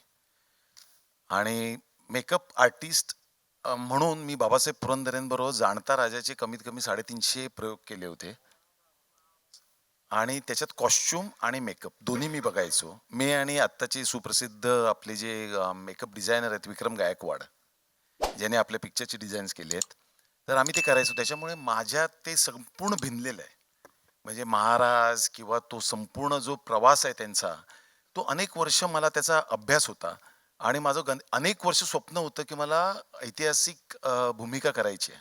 खरं तर माननीय बाबासाहेब पुरंदरेंनी मला त्याच वेळेला भूमिका ऑफर केली होती, उमेदीच्या अगदी सुरुवातीच्या काळात. पण ते सगळं क्वाड्राफोनिक वगैरे होतं, म्हणजे नट बोलत नाहीत, सगळं मागून होणार आणि फक्त ॲक्शनवारे होणार. मग मी म्हटलं मग माझा काय उपयोग. म्हणजे मी नुसत्याच कोणीतरी बोललेल्यावरती हातवारे करायचे आहेत, तर मला तो रोल करायचा आहे, पण तो काय मला मिळत नव्हता. कालांतराने मध्ये बरीच वर्ष गेली, 150 सिनेमे झाले माझे नायक खलनायक म्हणून. आणि ती बरोबर संधी मला एक दिवशी देशपांडे सरांनी दिली. मला त्यांनी सांगितलं तुम्हाला याच्यामध्ये बाजीप्रभू देशपांडेच्या मोठ्या भावाची भूमिका करायची. बर, अर्थात मला माझा अभ्यास असल्यामुळे मला माहिती होतं फुलाजी प्रभू, पण फुलाजी प्रभू देशपांडे हे खूप मोठे योद्धे होतेच, पण काही लोक लाईमलाईटमध्ये पूर्वीच्या काळात आले नाहीत, ज्याला आपण फेम म्हणतो. तसं ते योद्धे असूनही ते लाईमलाईटमध्ये आले नाहीत. त्यांना हायलाईट केले अभिजित सरांनी. आणि मला त्यांनी जेव्हा नॅरेट केलं तेव्हा मला पहिला प्रश्न जेव्हा कॉल आला तेव्हा असं झाला की नक्की मला बोलवले का या रोलसाठी. कारण मी वेगवेगळ्या रोल्समध्ये कामं केलेली पण ऐतिहासिक कधी केलेलं नाहीये. तर माझी मीटिंग झाली, भेट झाल्यानंतर त्याने मला सांगितलं की फुलाजी प्रभू देशपांडे योद्धे होते. मी ठरवलं होतं की काही एक शब्द बोलायचा नाही जोपर्यंत मला काही खटकत नाही तोपर्यंत, कारण मी त्यांचा डायहार्ड फॅन होतो, कारण मला घाणेकर खूप प्रचंड आवडलं होतं, काशीनाथ घाणेकर.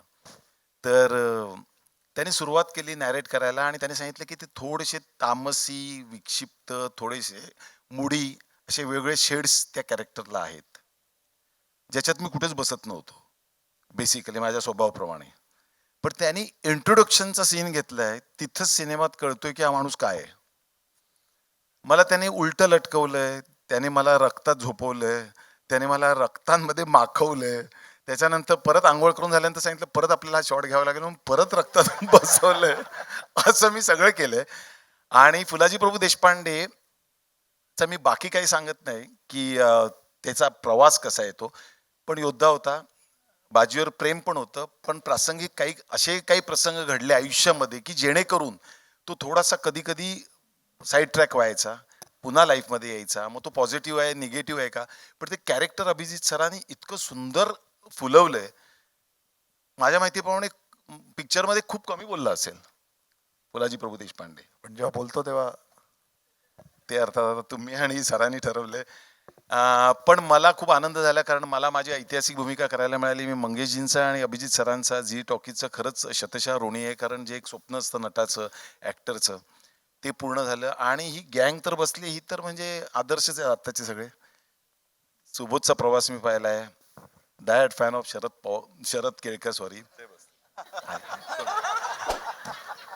नाही, हे जास्ती नाव मला इम्पॉर्टंट आहे.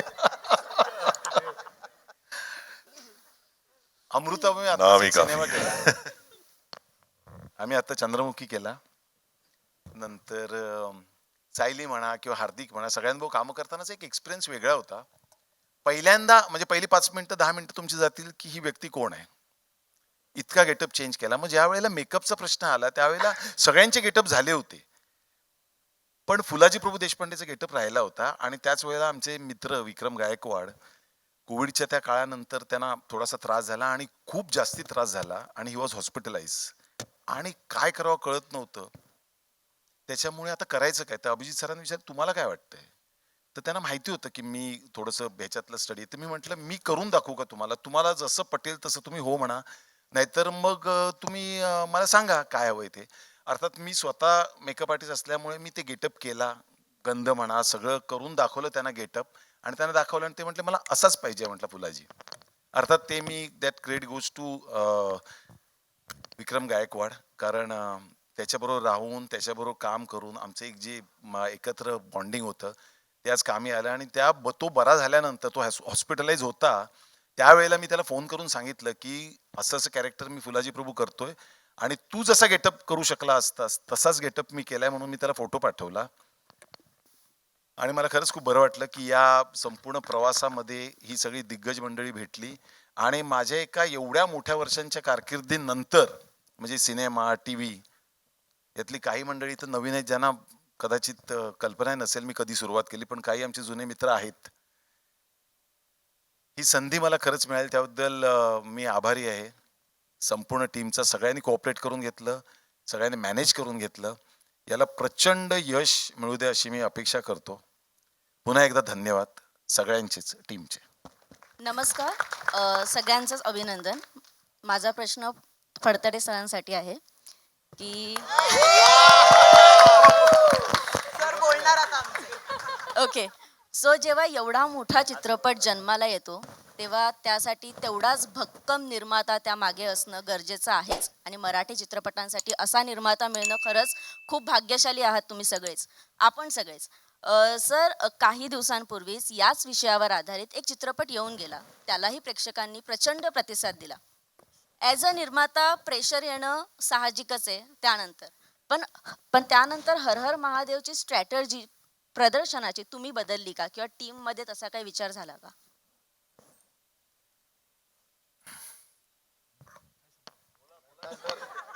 फिल्म ऑलरेडी झालं.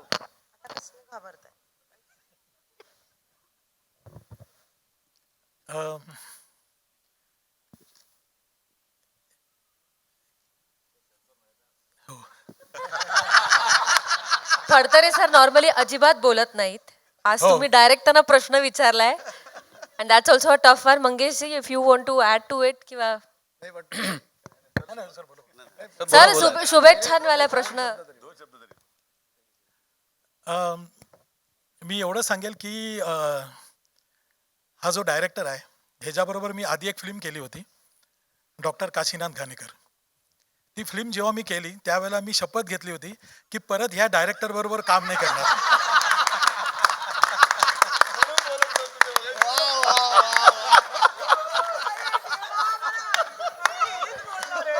पण काय असतं की आम्ही दोघं पुण्यामध्ये एकदा भेटलो आणि तो म्हटला सर आता काय करताय, तर म्हटलं असंच एक दुसऱ्या एका डायरेक्टरनी मला ह्या फिल्मबद्दल असं थोडंसं ऐकवलं होतं. तर ह्यांनी मला तिथे बसल्या बसल्या 2 सीन ऐकवले. ते 2 सीन इतके जबरदस्त होते की ते म्हणजे त्याची ती सांगण्याची ती स्टाईलच आहे. त्यांनी ते 2 सीन इतके सुंदर सांगितले की मी त्या दिवशी आम्ही तिथेच ठरवलं की आपण हा फिल्म करायची. आणि हा डायरेक्टर बरोबर म्हणजे काम करायचं नाही असं ठरवलं. पण मी नंतर विचार केला की हा डायरेक्टर त्रास खूप देतो पण त्याचा रिझल्ट पण देतो. म्हणजे एवढे कष्ट घेणारे एवढं म्हणजे त्याच्या डोक्यामध्ये नुसती फिल्मच असते. 2 वर्षात त्याच्या डोक्यामध्ये दुसरं काहीच नसतं. ती फिल्म, ते कॅरेक्टर, ते सगळं तेच त्याच्या डोक्यामध्ये असतं. त्याचं एक मी म्हणजे तो एक हे सांगतो उदाहरण ह्या फिल्ममधलं की कोल्हापूरला आम्ही शूटिंग करत होतो आणि त्यानंतर एक सीन आम्हाला शूट करायचा होता. तो कोल्हापूरपासून काहीतरी एक 30-35 किलोमीटरवर एक शंकराचं देऊळ आहे. त्या देवळामध्ये आम्हाला खालती अशी ते खिंडीमध्ये असं देऊन तिकडे देऊळ आहे, तिथे शूटिंग करायची होती. तर त्या शूटिंगसाठी आम्ही आधी जाऊन ते लोकेशन वगैरे बघितलं होतं. डायरेक्टरनी त्याला खूप आवडलं. त्यांनी सांगितलं शूटिंग इथेच करायची. त्यानंतर आमचे प्रोडक्शनवाले, फाईट मास्टर आणि सेटिंगवाले हे सगळेजण त्या लोकेशनला गेले. उद्या शूटिंग करायचं तर आज सगळेजण तिथे तयारी करायला गेले. तर तिकडे खूप साप, नाग वगैरे असे सगळे फिरत होते. तर ते एवढे घाबरले की ते खालती उतरलेच नाही. आणि त्यांनी सांगितलं की येऊन की आम्ही तिकडे शूटिंग करणार नाही म्हणून. मग आम्ही सगळे तिथे पन्हाळ्यावरती शूटिंग करत होतो. डायरेक्टरला आम्ही सगळ्यांनी खूप समजावून सांगितलं की अरे ते लोकेशन खूप वाईट आहे, तिथे असे सगळे साप वगैरे हे फिरत आहेत, आपलं एवढं 250 लोकांचं युनिट आहे, कोणाला काही चावलं वगैरे तर कुठे काही हे म्हणजे प्रॉब्लेम होईल त्याला. तर आम्ही सगळ्यांनी खूप समजावून सांगितलं. सुबोध सरांनी पण त्याला खूप समजावून सांगितलं. पण मी ते बघत होतो की ह्याला सगळेजण समजावून सांगतायत, हा काही ऐकत नाही आहे. मी तिथे प्रोडक्शनवाल्याला सांगितलं 6 बसेस ठेवा, गाड्या ठेवा. म्हणजे मी इकडे सगळी तयारी केली. परमिशनची तिकडे परमिशन काढायला पाठवली, कारण मला माहिती होतं की ह्यांना कोणीही सांगितलं समजावून तरी हा काही ऐकणार नाही. आम्ही सकाळी 5 वाजता उठून तिथे म्हणजे 6:30 वाजता गेलो. तिकडे खूप अंधार होता आणि म्हणजे जिथे आदल्या दिवशी लोकांनी सांगितलं होतं की तिथे साप आणि नाग सगळे फिरतायत तिकडे हा माणूस, हा डायरेक्टर तिकडे सकाळी 6:30 वाजता जेव्हा अंधार होता तेव्हा हा तिथे एकटा उतरला खालती आणि त्यांनी तिथे फुलं घेऊन तिथे शंकराच्या पिंडीवरती फुलं वाहिली आणि त्यांनी पाया पडला आणि वरती आला आणि म्हटला या सगळेजण खालती म्हणून. यात एक ॲड करेन की आता विषयच छत्रपती शिवाजी महाराज आणि मावळे आहेत. एक जो हिरा असतो ना, त्याला कोणत्या दिशेने कोण काय पाहतो त्यानुसार त्याला दिसतं की प्रतिबिंब काय आहे, पुढे काय जाणार आहे. त्यामुळे विषय असा आहे की 1-2च काय तर अजून 100 सिनेमे सुद्धा होऊच शकतात आणि माझी खात्री आहे की 100 चांगले सिनेमे होणार आहेत. त्यामुळे असं अजिबातच नसतं की एक सिनेमा झाला म्हणून दुसरा व्हावा का नाही, तो काही प्रश्न. ही काही स्पर्धा नाही आहे, हे प्रदर्शन आहे. ते मुळात सगळ्यांनी लक्षात घेतलं पाहिजे. आणि दुसरी गोष्ट ह्या टीमबद्दल सांगायचं झालं तर ते होतं की मुळात प्रेरणा आणि स्फूर्तीस्थानच प्रत्यक्ष महाराज आणि बाजीप्रभू देशपांडे आहेत. तर अशा वेळेस आपण काय करू शकतो, आपण त्या सिनेमाला न्याय देण्याच्या योग्यतेचे आहोत का नाही ह्याची एक चाचणी स्वतःलाच पडते. कधी तो प्रश्न जेव्हा पडतो तेव्हा काही गोष्टी सांगण्यासारख्या अगदीच असतात. म्हणजे एक प्रकारचं डेडिकेशन, समर्पण असावं लागतं प्रत्येक कलाकाराच्या अंगात. तर ती गोष्ट ह्या सिनेमाच्या बाबतीत अशी नक्कीच सांगता येईल की आत्ताच अभिजितनी सांगितलं की जवळजवळ 9 वर्षांपूर्वीपासून हा सिनेमा त्याच्याबरोबर आहे. तेव्हा त्यांनी स्क्रिप्ट लिहिलं, 9 वर्ष तो लिहिला गेलाय. 9 वर्ष त्याला पुन्हा पुन्हा लिहिलं गेलं आहे, वेगवेगळ्या स्वरूपात त्याला तो सिनेमा घडताना दिसलेला आहे. त्यामुळे ही आत्ताची आजकालची गोष्ट नाही, ही 9 वर्षांपासून घडत आलेली एक आणि सिनेमा घडत गेला आहे. सिनेमाबरोबर अभिजित आणि त्याचा दिग्दर्शनातला एक पैलू पण बदलत आणि घडत गेलेला आहे नवीन. आणि स्वतः शरदबद्दल सांगायचं तर हा सिनेमा करत असताना लुकसाठी किंवा इतर गोष्टींसाठी 1.5 वर्ष त्यांनी इतर कोणतंही काम केलेलं नव्हतं. तो पूर्णपणे ह्या सिनेमासाठीच समर्पित होता, इतर कोणत्याही गोष्टीत त्यांनी लक्ष घातलेलं नव्हतं. सुबोधबद्दल सांगायचं झालं तर फिजिकली तर त्यांनी ट्रेनिंग केलेलंच आहे. घोडा चालवणं किंवा वजन कमी करणं किंवा इतर एक्सरसाइजेस करणं ह्या प्रत्यक्षातल्या त्यांनी गोष्टी केल्या. कारण सुबोधचा स्वभाव तयारी काय असते हे सांगण्याचा नाही आहे, त्यामुळे तो कदाचित कधीही ही गोष्ट स्वतःहून सांगणार नाही. पण त्या गोष्टी सगळ्या त्यांनी केलेल्या आहेत. महाराज आत्मसात मनानेच नाही, अजून वेगवेगळ्या प्रकारे करण्याचा प्रयत्न केलेला आहे. अजून एक गोष्ट जी त्यांनी केलेली होती की त्यांनी ह्या सिनेमाचं मानधन अजिबात एक पैसाही स्वतःसाठी वापरायचं नाही हा निर्णय घेतला होता. सुबोधला मिळालेला प्रत्येक पैनपै तो पूर्णपणे इतरांच्या उपयोगी पडतील. म्हणजे काय आहे तर महाराजांचं धोरण अंगीकारण काय असतं हे आमच्या टीमनी केलेला प्रयत्न आहे. त्यामुळे सिनेमे होतील, होत राहणार. आधी या विषयावर झाला असेल, कदाचित अजून कोणी विचार केला असेल तर त्याचंही स्वागतच आहे. त्याच्यातून होणार काय आहे तर आम्हाला बाजीप्रभू दिसले, बाजीप्रभूंच्या नजरेतून महाराज दिसले. इतर कुणाला अजून कोणाच्या तरी नजरेतून पुन्हा एकदा आपल्या इतिहासाला उजाळा द्यावा वाटेल. फक्त एकच आहे की हे करत असताना एक स्टुडिओची जबाबदारी असते. ती करत असताना मात्र आम्हाला काही गोष्टींचं भान ठेवावं वाटलं की ह्याच्यात काय अशी खणखणीत करता येतील अशा काय काय गोष्टी आहेत. त्याचं तुम्ही प्रत्यय बघतच आहात कलाकारांच्या रूपात, दिग्दर्शकाच्या रूपात. शिवाय संगीत आहे. म्हणजे सिनेमाला साजेशा ज्या ज्या गोष्टी असतील त्या फक्त महाराष्ट्रापुरत्या मर्यादित राहणार नाहीत ह्याची मात्र आम्ही सुरुवातीपासून दक्षता घेतलेली आहे. आणि हे जेव्हा आम्हाला समाधानकारकपणे केलंय असं वाटलं तेव्हा वाटलं की आता हे महाराष्ट्रापुरतं ठेवण्याची आवश्यकता राहिलेली नाही. आता हे मराठी, हिंदी, तमिळ, तेलुगू आणि कन्नड सगळीकडे एकाच वेळेस गेलं तर खऱ्या अर्थाने आम्ही आमचं स्टुडिओ म्हणून काम केल्याचं सारखं वाटेल. म्हणून हा पुन्हा स्केलेबल आणि स्केल करत जाणं हा फक्त त्यातला एक गुण आहे. थँक्यू. नमस्कार. थँक्यू. आपले खूप प्रश्न झालेत, उशीर पण झालेला आहे. नमस्कार. थांब, प्रश्न विचारू शकतो? मला नाही सांगितलंय पण हा शेवटचा प्रश्न घेऊया आपण. नमस्कार. राम, महाराष्ट्र टाइम्समधून. सर्व टीमला खूप खूप शुभेच्छा आहेत. माझा प्रश्न अभिजित सरांना आहे. सर, बाजीप्रभूंनी खिंड लढवली, महाराजांसाठी प्राण दिले, सर्वांना ऐकवत आहे.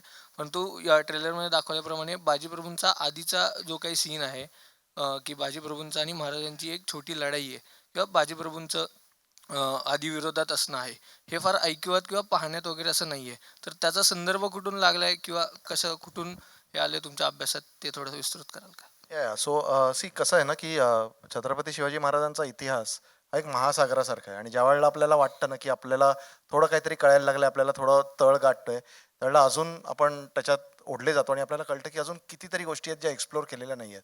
म्हणजे तुम्ही जर आज पुण्याला गेलात, जिकडे महाराजांच्या इतिहासावर अजूनही रिसर्च चालला आहे, इतिहास संशोधक मंडळ म्हणा किंवा कुठून, त्यांना अजूनही कागदपत्र मिळत आहेत, अजूनही त्याच्या इंटरप्रिटेशन्स होत आहेत, अजूनही नव्या नव्या गोष्टी मिळत आहेत त्यांना. सो हा डिस्कव्हरीचा एक भाग आहे की तुम्ही त्याच्यावर किती प्रयत्न करताय, किती मेहनत करताय. स्पेसिफिकली म्हणजे of course I can tell you की मी कुठून हे रेफरन्सेस घेतले ते तर डेफिनेटली सांगेन. पण एक ओव्हरऑल तुम्हाला एक आयडिया द्यायची ना, तर जेव्हा तुम्ही महाराजांचा इतिहास बघाल ना, तेव्हा तिकडे काय होतं ना की त्यावेळची जी एकंदर परिस्थिती होती ना मावळमध्ये, आपल्या दख्खनात, ती काय फार ग्रेट नव्हती. तिकडे म्हणजे इतके वर्षांपासनं खितपत पडलेली माणसं, ज्यांना काय म्हणजे ज्या गावात ते जन्मायचे त्याच गावात मरायचे. आणि ह्याचा प्रत्येक कुठे येतो, जेव्हा महाराजांनी स्वराज्य उभं केलं तर त्यांनी पहिले काय केलं माहिती आहे, त्यांनी रस्ते बांधले, गावातनं कनेक्टिव्हिटी वाढली, so that people can travel. कारण जो माणूस ट्रॅव्हल करतो तो ड्रीम करू शकतो. आणि त्यामुळे हे खूप मोठं, म्हणजे ते काय कुठल्या लेवलचा तो विचार होता तो आपण कदाचित एका सिनेमात कधी सांगूच शकत नाही. पण अशा बऱ्याच गोष्टी केल्या त्यांनी. आता काय असतं ना की कुठेतरी आपण जेव्हा एकाच, म्हणजे आता तुम्ही फार चुकीचं किंवा फार घाणेरडं एक्झाम्पल देतो की आपण टी व्ही बघताना एकाच पोझिशनमध्ये जेव्हा बसलेले असतो ना, तेव्हा आपल्याला जेव्हा पाय आपण हे ठेवतो ना, तेव्हा पण आपल्या पायात मुंग्या येतात. तर विचार करा, 350 वर्ष जी माणसं खितपत पडलेली, ज्यांना अन्यायाचा इतका यूज टू झाली होती ती माणसं, जेव्हा त्यांना कोणीतरी येऊन सांगतं की जेव्हा अरे यार तुम्ही काहीतरी वेगळं करू शकता, तेव्हा ते सर्वात पहिले काय म्हणतील, कशाला, जे आहे ते ठीक आहे ना, इकडेच आलो, इकडेच जन्मलो, इथेच जगलो, इथेच मेलो, काय फरक पडतो? असंच झालं होतं. बदल हा कधीही नको असतो. बदल ना कधी नको असतो, पण तो इम्पॉर्टंट असतो. आणि हा जो बदल होता दख्खनमध्ये 350 वर्षाच्या अंधकारानंतर हे जे वादळ होतं ते होतं छत्रपती शिवाजी महाराज. सो ऑफकोर्स मावळातनं विरोध झाला होता त्याला, आणि ह्याचे आपल्याला पुरावे बऱ्याचशा पुस्तकातनं, आणि वेन पुस्तक, आय एम नॉट सेइंग कादंबरी, नॉट नॉवेल्स, पण बऱ्याचशा ऐतिहासिक संदर्भातनं आपल्याला मिळतात. बऱ्याचशा लोकांनी त्यांचा विरोध केला होता, आणि तो विरोध का होता, कशासाठी होता, ते आपण सिनेमामध्ये पण बघू, आणि ते ओव्हरऑल बऱ्याचशा गोष्टी आपण एक्सप्लोर केलेल्या आहेत. पण ह्याचं प्रातिनिधिक स्वरूप जो विरोधाचं होतं ते होतं बाजीप्रभू देशपांडे.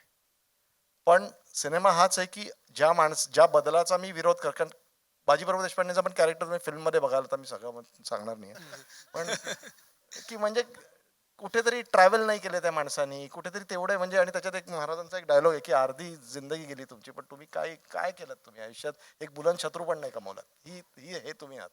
एक एजिंग वॉरियरची ही गोष्ट आहे.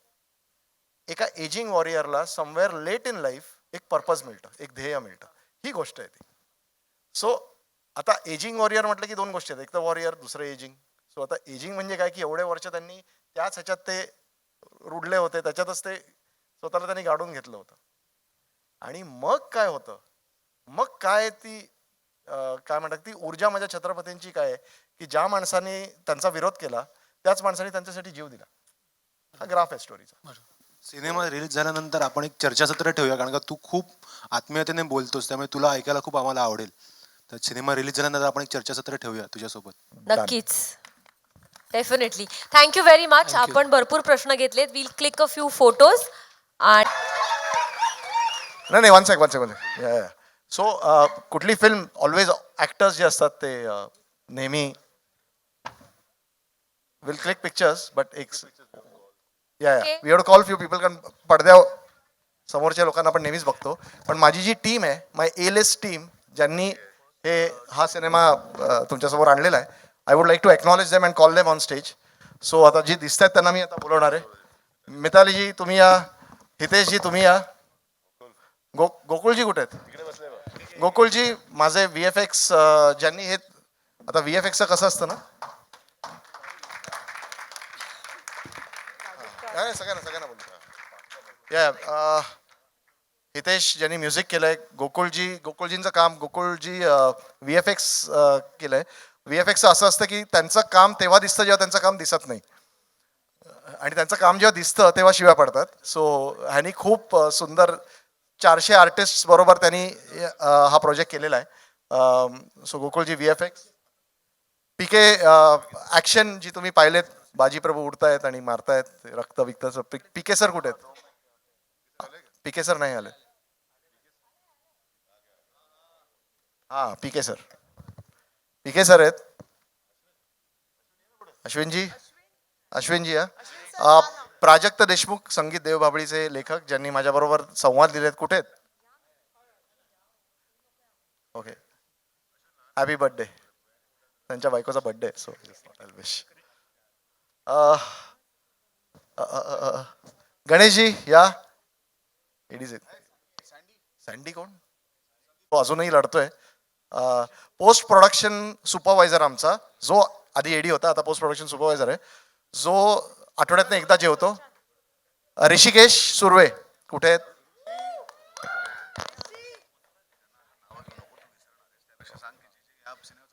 हा, मी नावं विसरतो. लोचन कानविंदे कुठे आहेत? कानविंदे आलेत. आणि सगळ्यांनी thank you very much everybody. We click some good photos. आणि thank you everybody for coming. Bye bye, good evening, see you. Please जरा फोटो काढायचे, तुम्ही काढून घ्या फोटो.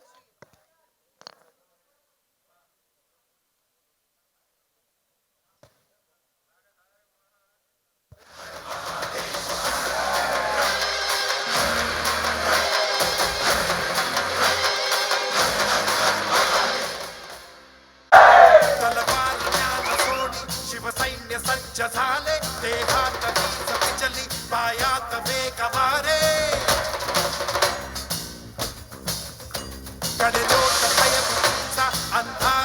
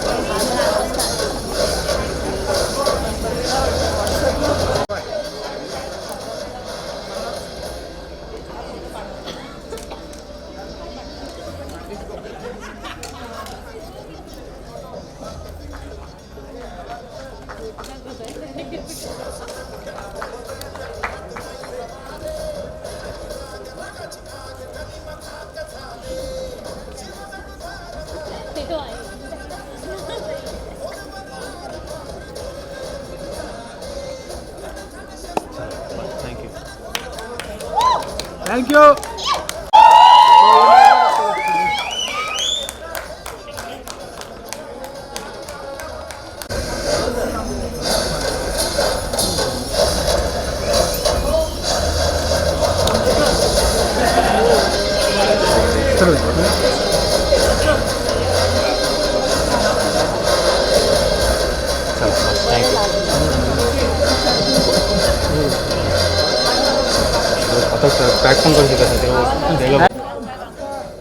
अरे खाली बसा यार.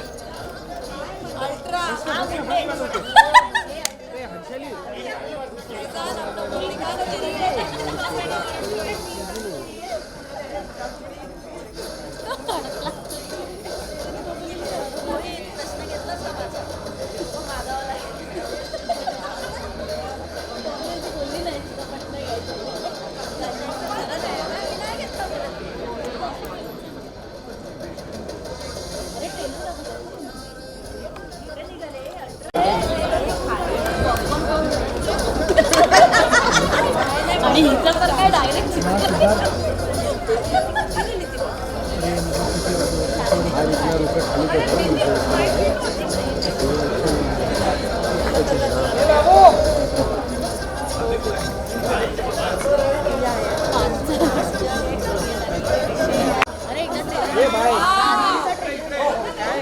बघायचं तुला काय मी बाहेर